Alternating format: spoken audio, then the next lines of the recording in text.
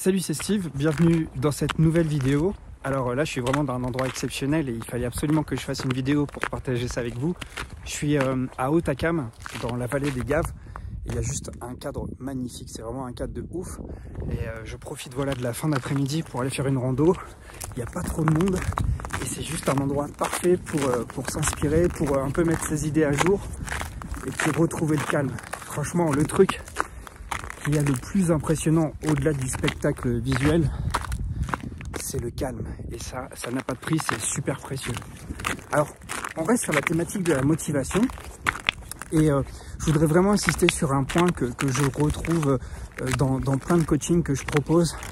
Et même dans les mails que je reçois, dans les commentaires vidéo. C'est le fait de se retrouver soi-même son propre auto-saboteur en fait. C'est quelque chose de fou parce que j'ai fait une vidéo qui est sortie il y a 2 ans qui s'intitule pourquoi est-ce si difficile de passer à l'action, et je me rends compte que les personnes en fait n'ont pas vraiment une mauvaise volonté. C'est peut-être ton cas d'ailleurs. Peut-être que tu as du mal à te bouger, non pas par manque de volonté, mais quelque part il y a un truc en toi qui fait que tu t'auto-sabotes. Et je voudrais intervenir là-dessus, je voudrais en tout cas t'aider et te partager ce que je m'apporte à moi-même pour toujours trouver en fait la force de travailler. Tu sais, je suis assez régulier dans mon contenu. Bon, j'ai un petit peu diminué la fréquence du contenu sur YouTube, mais je la garde toujours au minimum 1 fois par semaine. Mais en tout cas, il y a un truc qui reste, c'est que je fais une formation tous les mois. Et ça, il y a pas mal de personnes qui me demandent comment je fais pour rester toujours aussi constant, que ce soit pour les formations ou même pour les newsletters que je propose ou les vidéos YouTube. Il y a un truc qu'il faut vraiment que tu comprennes, c'est que il faut que tu arrêtes de te punir par le travail. Tu peux pas continuer à faire des choses en étant productif, en étant régulier, en étant efficace, voilà, en étant constant, si tu es toujours en train de te punir. Quand je te dis te punir, c'est que il faut que tu arrêtes de te mettre dans des conditions que tu as peut-être connues à l'école. Hein. Très souvent, ce qui se passe, c'est qu'on reproduit ce qu'on a vécu à l'école, où voilà, c'était un peu la misère en termes de qualité de vie, où il fallait vraiment se conditionner, se préparer pour des contrôles. Il fallait toujours être dans l'abnégation et faire des choses à contre-cœur. Et c'est là-dessus que je voudrais attirer ton attention, parce que tu peux pas réaliser des objets et rester constant dans le temps si tu fais les choses à contre-cœur. Et ça, c'est à toi de pouvoir aménager tes conditions de travail. Alors je sais pas quel est ton travail finalement, mais le plus souvent tu travailles en entreprise ou tu travailles à ton propre compte, et tu as peut-être des projets personnels aussi. Alors excuse-moi pour le bruit, je marche sur des plaques de verglas et je vais éviter de me casser la figure. Ce que je veux te dire ici, c'est que tu peux donner un tout autre visage à tes projets, à tes objectifs, si tu changes tes conditions de travail. Et quand je te parle de conditions de travail, tu n'as pas besoin de révolutionner ton environnement en fait. Il suffit d'appuyer sur quelques curseurs pour te permettre de te rendre la tâche agréable. Et plutôt que, voilà, je te le répète assez souvent, d'essayer de passer du pied de la montagne au sommet, l'idée ici c'est que tu peux te créer un itinéraire et faire en sorte que ce chemin, cette quête vers ton gros objectif soit le plus agréable possible. Parce qu'au final, ce qui compte, c'est pas tant la destination que tu vas atteindre. Tu l'as peut-être déjà constaté. Une fois que tu as terminé, que tu as atteint ton objectif, tu as de l'enthousiasme sur le moment, mais après ça redescend très vite. Ce qui va te permettre d'être constant et de rester régulier et de continuer à garder le moral sur la route, c'est de te créer toi-même un chemin de qualité. Alors ce que je te dis, c'est valable sur toute une vie, hein, c'est valable à grande échelle. Mais moi, ce que je te conseille, c'est de reproduire cette vision des choses à toute petite échelle, c'est-à-dire sur l'échelle d'une journée.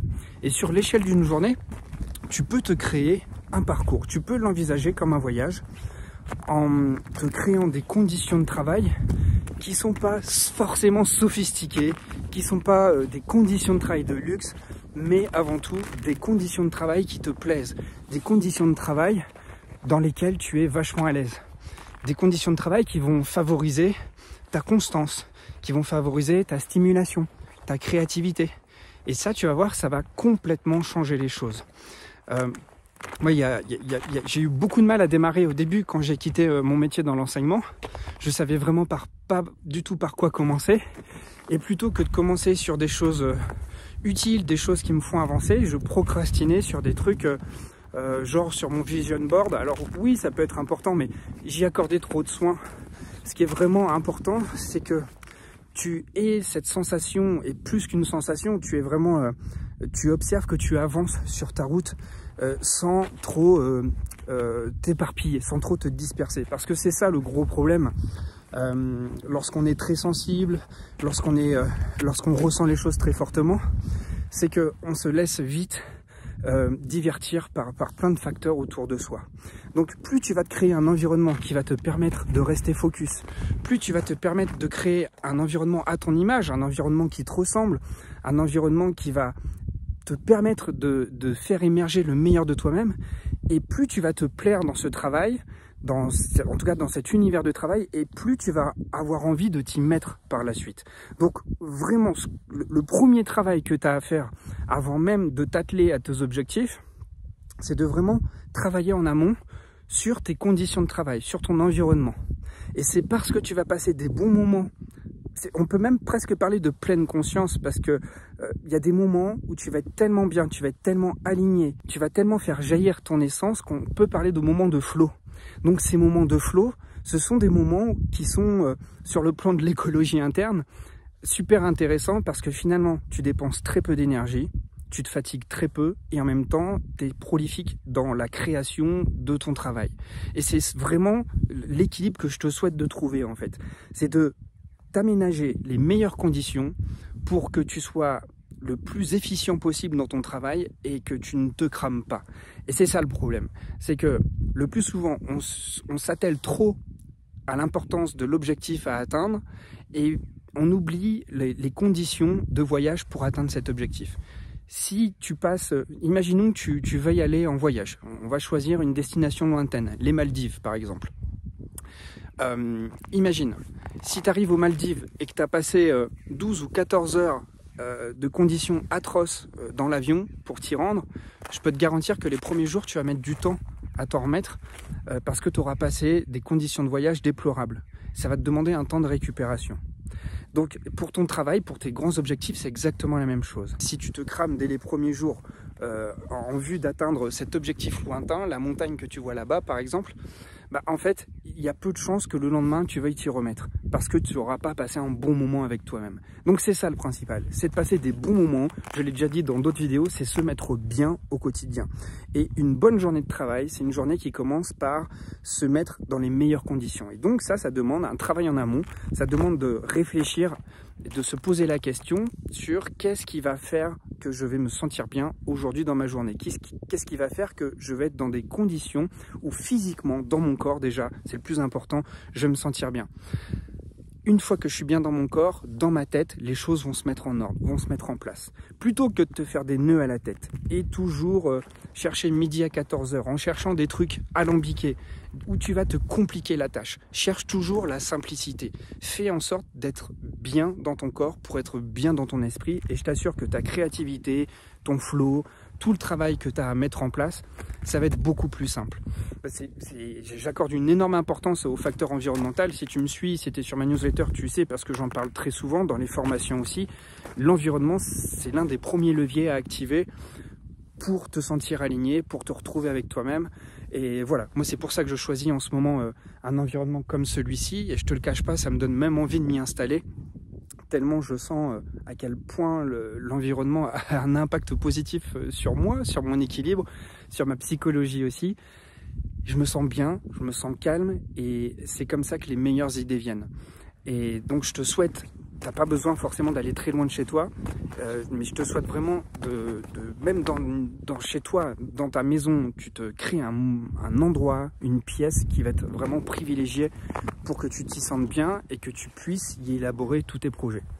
Alors voilà, je te laisse là-dessus. Si tu veux t'inscrire à la newsletter pour recevoir du contenu inspirant, parce que j'adore écrire, et ceux qui sont déjà sur ma newsletter le savent, j'écris des mails avec passion, avec beaucoup d'enthousiasme. Alors si tu veux les recevoir, je propose assez régulièrement du contenu sur l'hypersensibilité. Je te donne plein de conseils pour avancer. Je te donne plein de conseils pour que tu puisses avancer dans tes projets et que tu puisses surtout retrouver un bon état d'équilibre à travers ton hypersensibilité. Je le répète et je ne le répéterai jamais assez, l'hypersensibilité, c'est pas une maladie, c'est pas un problème, c'est pas un déséquilibre, c'est une manière d'être. C'est une manière d'être au monde, c'est une manière de recevoir le monde. Tu as les sens ouverts, tu as une acuité sensorielle qui est peut-être plus forte et ça te permet de sentir le monde plus intensément.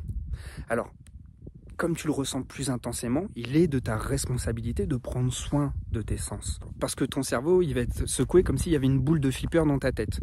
Donc c'est bien les environnements urbains parce que tu peux socialiser, parce que tu as accès à la culture, tu as accès à plein de choses. Mais c'est aussi bien de contrebalancer par des environnements naturels. Parce que tu vois, c'est le calme total.